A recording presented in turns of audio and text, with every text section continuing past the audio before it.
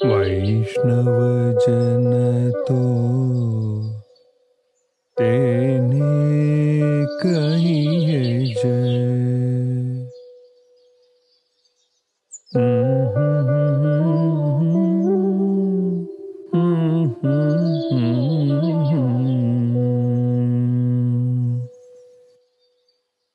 బాపు, మీకు చెరఖాయి దైవం కదూ?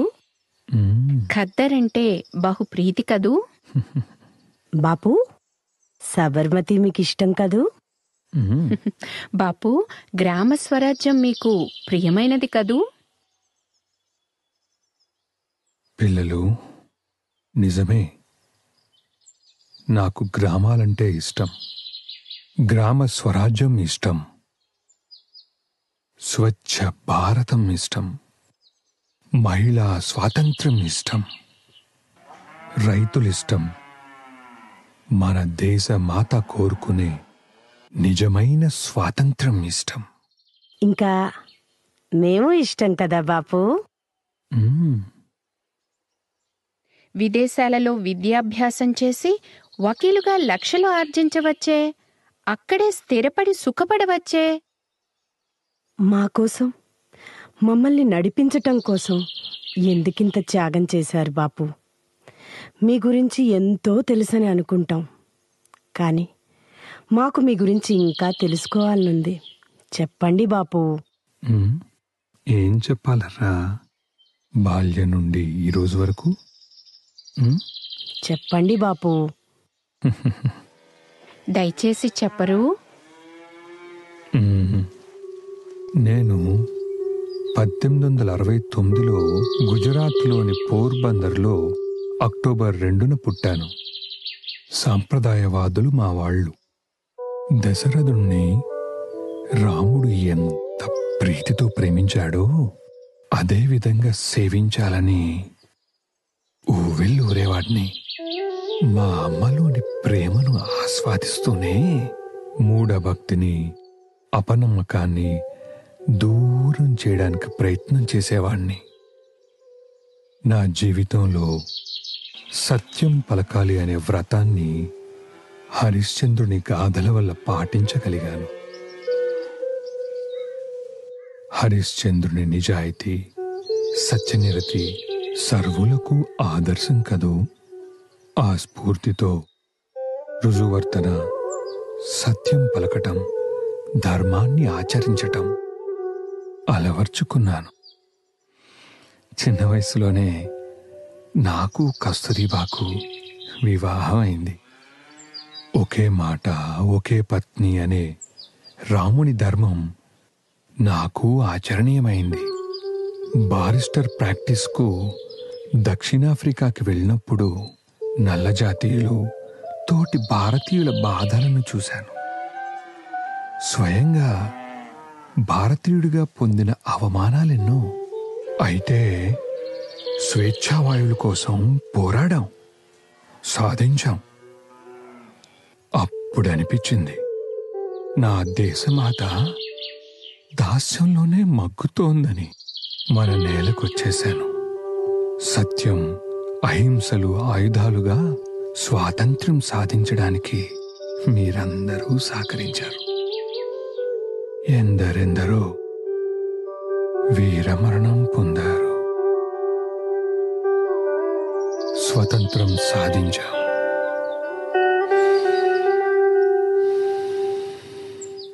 ఎన్నో కలలు, నాకు ఎన్నో కలలు. ఈ దేశంలో మార్పు రావాలని. మూఢత, అనైక్యత, అస్పృశ్యత, పరిశుభ్రత, ఇలా ఎన్నో ఎన్నో మన దేశ మనుగడని దెబ్బతీస్తున్నాయి. వాటిని పారద్రోలాలి. స్వచ్ఛత, స్వచ్ఛత, స్వచ్ఛత. వైష్ణవ జన తో तेने कहिए जय।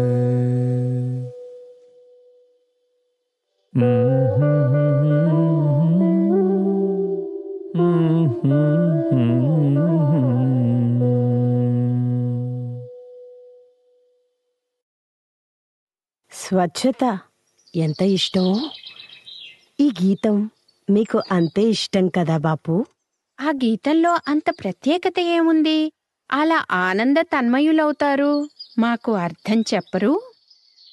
ఈ గీతం 15వ శతాబ్దం చివరిలో నరసీ మెహతా అనే సాధువు రచించారు. దీని అర్థం ఇదే: మానవ సేవే మాధవ సేవని, తెలిసిన వాడే నిజ భక్తుడని.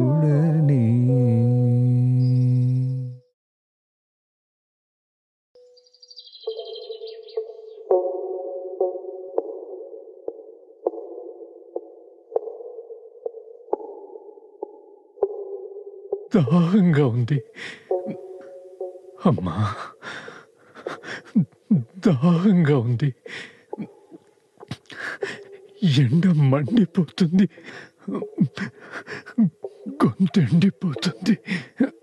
కొంచెం కొంచెం నీళ్లు పోయమ్మా. సరే రా. ఒక్క నిమిషం. మీదే కులం? అమ్మా, మాది తక్కువ కులమని మీలాంటి వాళ్ళు అంటూ ఉంటారు. కానీ కానీ దాహం, ఆకలి సర్వజీవులకు సమానమే కదా. నీతులు వల్లిస్తున్నావే. తక్కువ కులంలో పుట్టడం నీ కర్మం. అమ్మా, అస్పృశ్యత నీ దురదృష్టం. అమ్మా,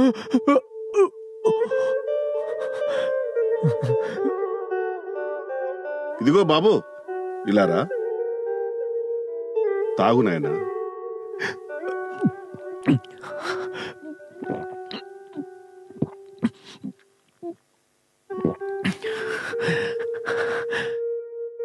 అంటరానితనం మహాపాపం. అస్పృశ్యతను నివారించాలి. మానవ సేవే మాధవ సేవని, తెలిసిన వాడే నిజ భక్తుడని.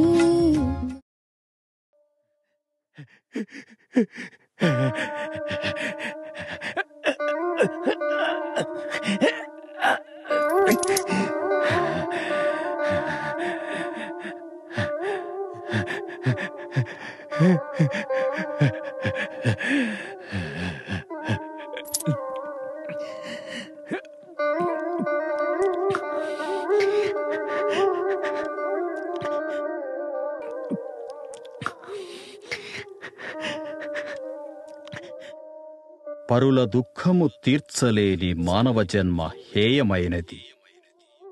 పరోపకారార్థం ఇదం శరీరం కదా.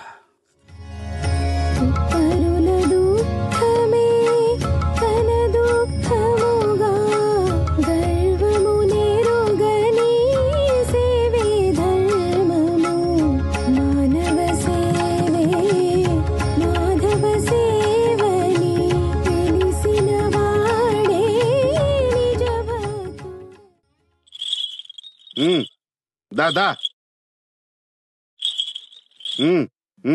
దాదా, తిండి దండగ నీకు. గడ్డి కుడితి నా ఆస్తులన్నీ మింగేస్తున్నావు. పద పద, కబేళాలో దింపేస్తా. నాకు ఎంతో కొంత డబ్బు ముడుతుంది. ఏమయ్యా భిక్షపతి, అవును ఎక్కడికి తోలుకెళ్తున్నావు? ఇంకెక్కడికి? కబేళాకి. ఇది ముసల్దవ్వలేదు, ఒట్టిపోయింది కూడాను. అయ్యో, నిన్ను నీ కుటుంబాన్ని పాలిచ్చి పోషించింది. ఇలాగా నువ్వు ఆదరించేది? నీదేం పోయింది? ఎన్ని కబుర్లైనా చెప్తావు. దీనికి తిండి దండగా. ఆహా, మరేం అనుకోకు. అయినా అనుకోవులే, నీ తండ్రిని కూడా ఆవుతో కూడా పంపలేకపోయావా కబేళాకి? నా తండ్రి నాకు జన్మనిచ్చాడు. ఆస్తిపాస్తులు, ఇల్లు, వాకిల్లి అన్నీ ఇచ్చాడు. పోనీలే, ఆ విశ్వాసం అయినా చూపావు ఆ వృద్ధుడిపై. సరే, నీ ఆవుని నేనే కొనుక్కుంటాను. సరే. సంతోషమేనా అమ్మా? దీర్ఘాయుష్మాన్ భవ. ప్రతి జీవికి ఈ భూమిపై స్వేచ్ఛగా జీవించే హక్కుంది. సకల జీవులపై ప్రేమను పంచుతూ పరుషములాడగా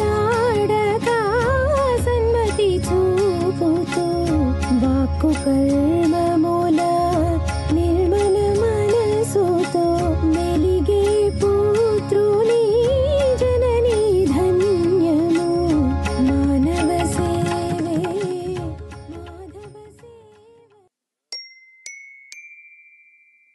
ఒరేయ్, ఓ చిలకొస్తుంది చూడరోయ్. కూరలమ్మా, కూరలు. ఏం పాపా, కూరగాయలైనా ఇంకేమైనా అమ్మేదుందా?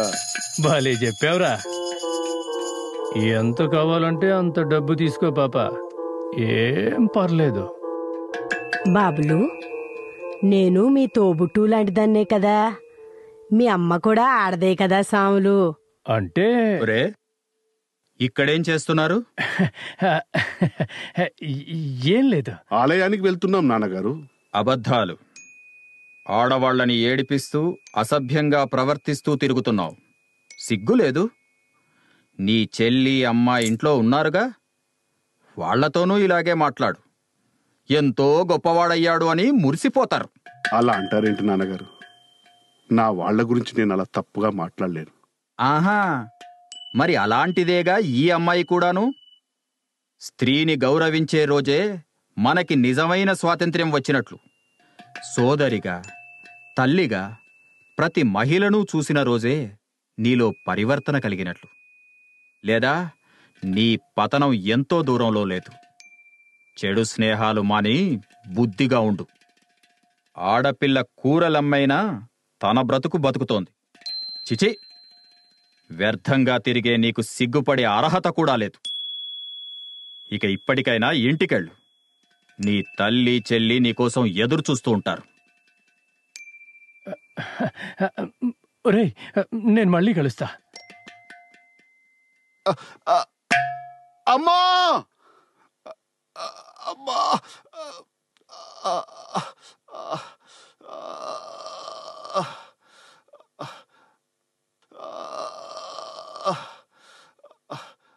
మహిళలు అర్ధరాత్రి సైతం నిర్భయంగా చెరించిన నాడే నిజమైన స్వాతంత్ర్యం వచ్చినట్లు. సమదృష్టితో కాంక్షలు వీడి పరస్త్రీలలో మాతను చూసి మిన్ను విరిగిన అసత్యములాడక ఇతరుల ధనమును ఆశించకనే.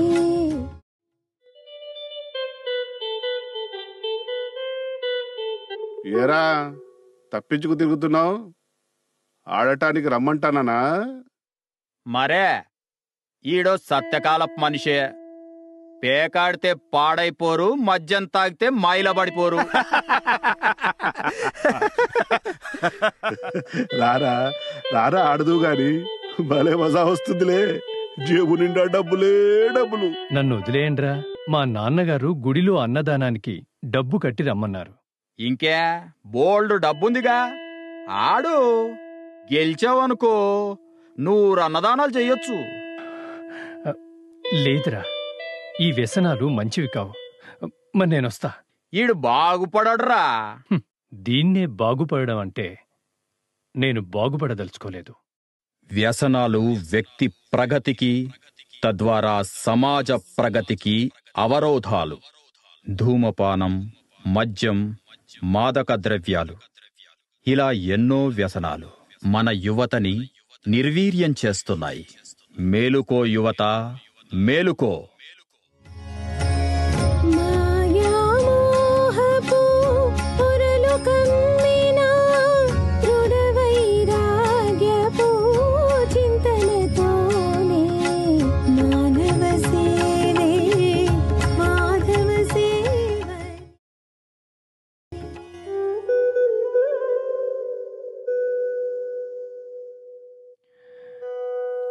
జీవితం చివరి దశలో ఉన్నాన్రా. ఈ రోజుకి ఒక తీర్థయాత్ర కూడా చేయలేదు. ఇల్లే కైలాసం, ఇల్లే వైకుంఠంగా బాధ్యతలతో గడిపాను. దైవ కార్యానికి దానం చేసే స్తోమత కూడా లేకపోయింది. ఎన్నో పుణ్యకార్యాలు, హోమాలు, వ్రతాలు ఇలా ఎన్నో చేయాలనుంటుంది. ఏది ఆ రోజు స్తోమత లేదు.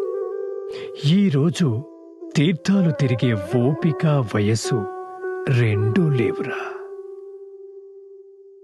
నేను నాస్తికుణ్ణి కాను. అయితే మూఢత్వాన్ని విశ్వసించను. ఒక్క మాట చెప్తా, వింటావా? నీ తల్లిదండ్రులను ప్రేమగా చూసుకున్నావు. ఇంటి బాధ్యత నెత్తికెత్తుకుని అక్కా చెల్లెలకు పెళ్ళిళ్ళు చేశావు. అన్నదమ్ములకు తోడు నిలిచావు. పిల్లలకు మంచి చదువులు చెప్పించి జీవితాల్లో చక్కగా స్థిరపరిచావు. నీ భార్యని అనురాగంతో చూసుకున్నావు. ఇవన్నీ పుణ్యకార్యాలతో సమానవే. మంచిని పెంచి పోషించావు. ముఖ్యంగా నిత్యము రామజపం చేస్తూ కాలం గడుపుతున్నావు. ఇంక బాధెందుకురా? సేవే పరమధర్మమని నేను నీకు చెప్పాలా? నీ దేహమే దేవాలయమని, సకల తీర్థాల నెలవని నేను నీకు చెప్పాలా?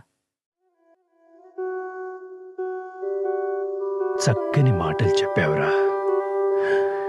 నా గుండె బరువు దింపావు. పద. దేహమేగా దేవాలయం, ఆరోగ్యమేగా మహాభాగ్యం. రామనామమే నిత్యము జపముగా సకల తీర్థములే తన దేహముగా మానవ సేవే మాధవ సేవని తెలిసిన వాడే నిజభక్తుడు. బాపు, నిజంగా మీ ఆదర్శాలు, ఆశయాలు చాలా గొప్పవి. అవి ఎప్పుడూ మాకు స్ఫూర్తినిస్తాయి. మేమంతా వాటిని పాటించాలి. ఏమంటారు బాపు? ముందుగా మనిషిలోని అత్యాశ చచ్చిపోవాలి. ఒకరినొకరు వంచన చేసుకోవటం మానాలి. కామక్రోధాలకు అతీతంగా ఉండాలి. అందరూ, మానవులందరూ స్వచ్ఛంగా, నిర్మలంగా మసలుకోగలిగినప్పుడే మానవ జన్మ సార్థకమవుతుంది. దేశం పురోగమిస్తుంది.